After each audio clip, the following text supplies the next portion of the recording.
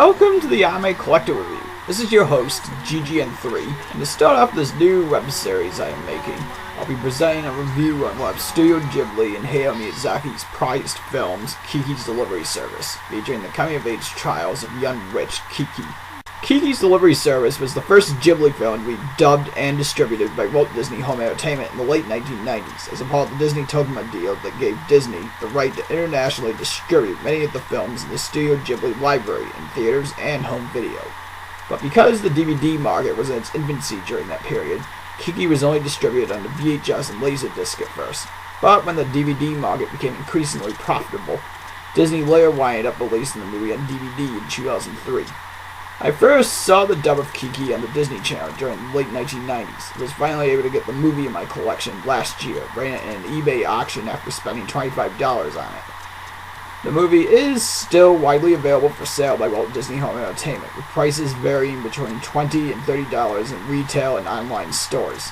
Disney is doing a re-release of the movie alongside several other Ghibli movies on March 2nd to coincide with Ponyo's video release.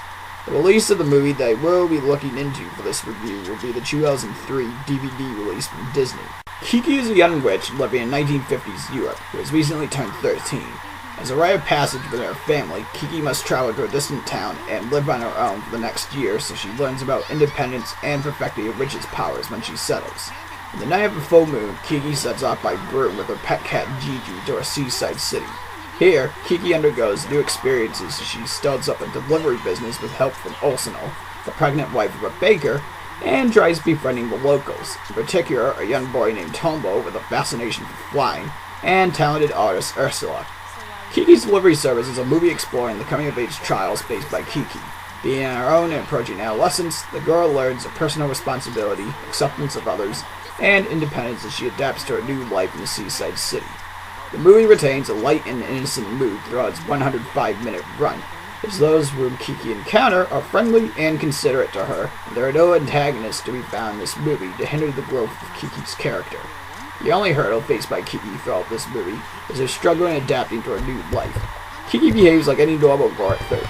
There are things she wants, she feels awkward fitting in with the local kids, her rich powers even provide symbolism to her inner doubts and no longer be dependent on her parents. This makes the movie relatable to older audiences who have undergone the awkwardness of growing up and fitting in with others. This development leads up to an exciting finale where Kiki's growth is tested. On the technical side, Kiki's Delivery Service features plenty of nicely detailed and expansive settings, offering plenty of eye candy with the background. Character designs are a bit on the simple side, with simple features like facial designs and not much in the way of detail with clothing and Gigi. But such designs do well at complementing the innocence of Kiki's ordeals, so this isn't much of an issue. Animation was not wasted in this movie either, so there was enough fluid movement from characters shown walking in the city and from moving vehicles.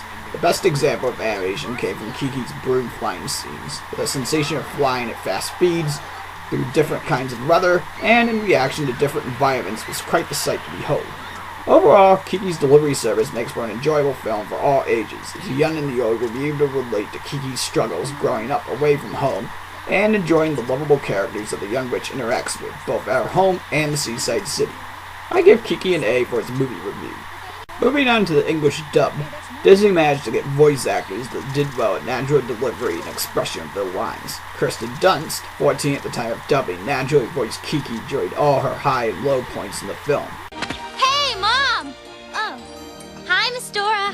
Hey, Mom, it's gonna be clear tonight. And guess what? The radio says there'll be a full moon. Did you borrow your father's radio again without asking? Don't worry, he doesn't mind. Please excuse me, Miss Dora. Mom, it's a perfect midnight for me to leave home. The late Phil Hartman added a more comedic take of Kiki's pet cat Gigi, being more witty and sarcastic in his delivery of the cat's lines compared to its Japanese saying. Alright, first, don't panic. Second, don't panic. And third, did I mention not to panic? Even in other secondary and minor roles, the voice acting was naturally performed, and I got the sense that the voice actors were putting their best into their roles. Disney had made use of the script of an earlier English dubbing for Kiki's Delivery Service from Streamline Pictures. For the most part, the script was faithful to the original version in terms of the delivery and meaning of the lines spoken by the characters. However, there are a few notable changes in the meaning of lines between the English and Japanese versions that those who have watched both versions enough would take notice of. For example, I'm not going just for a good time. In order to be a good witch, I have to train a year away from home. Yeah, be sure to tell that to the boys. 私修行に行くのよ。よその町で1年頑張らないと魔女になれないんだから。でもディスコあるでしょ。the dub is also notable for adding musical pieces and lines to scenes which were originally silent in the Japanese release. The delivery of spoken lines do not impact the scenes too badly for the most part, as they fit within the mood of the scenes that are being conveyed, with the exception of an additional line at the end of the movie hampering some key symbolism which I won't spoil here. The new insert music does hamper some of the movie's tense moments that silence was a better alternative with. In addition, the English version also has some new opening and closing songs that are a bit on the plain side compared to the free-spirited and carefree mood the 1970s songs used for the Japanese version. Here's a sampling of the openers, which you can judge for yourself.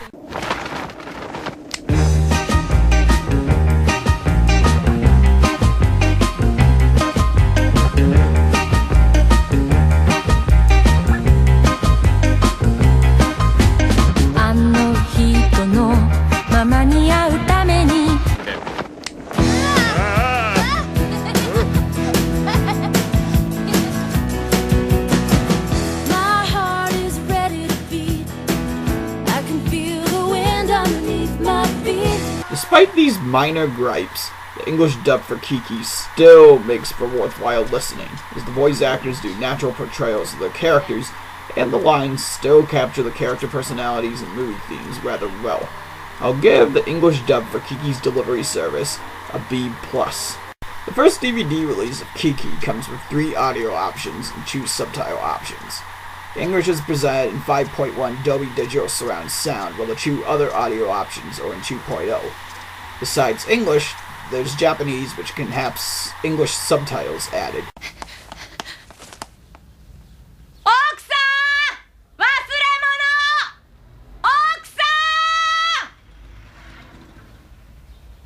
And Spanish. Oh, Dios mío. ¡Oiga! ¡Su chupete! Señora, se le ha olvidado el chupete de su bebé. The second subtitle option is captioning for the hearing impaired for the English dub. Your pacifier! Ma'am, you forgot your baby's pacifier! The choice of audio options will affect the videos. The credits will be presented in whatever language was selected from the selection menu for audio. A minor nitpick I have is that you can't switch around the video, audio, and subtitle options while the video is running. Meaning you would have to go back to the main menu to switch around subtitle and audio options. Still, having access for Spanish and deaf viewers is a plus for the DVD compared to more active anime licensors, despite not being able to switch around such options during the movie, and the 2 other languages lacking 5.1 surround sound. For the diverse choices in viewing, I'll give subtitle audio video options an A-. Kiki's delivery service comes with a decent number of extra features to check out in the first disc. One feature replays the introduction sequence for the movie done by Pixar animator and director John Lasseter. There's a behind the microphone short that gives a behind the scenes look at the voice acting done by Kirsten Dunst and Phil Hartman, the roles as Kiki and Gigi for the movie's English dub.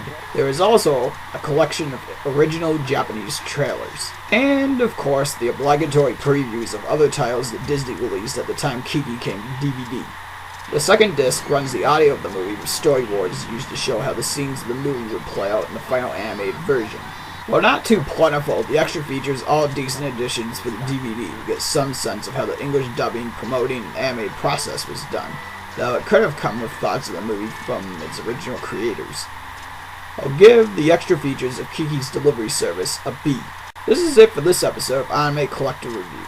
Next time, I'll be taking a look at an old-school romantic comedy drama OAV focused on a gore popping out of a young man's malfunctioning VCR. Video Girl Eye will be the next title in my collection to review. For now, sayonara! Mom, it's the perfect midnight for me to leave home. And I heard on the radio that tonight there'll be a big full moon.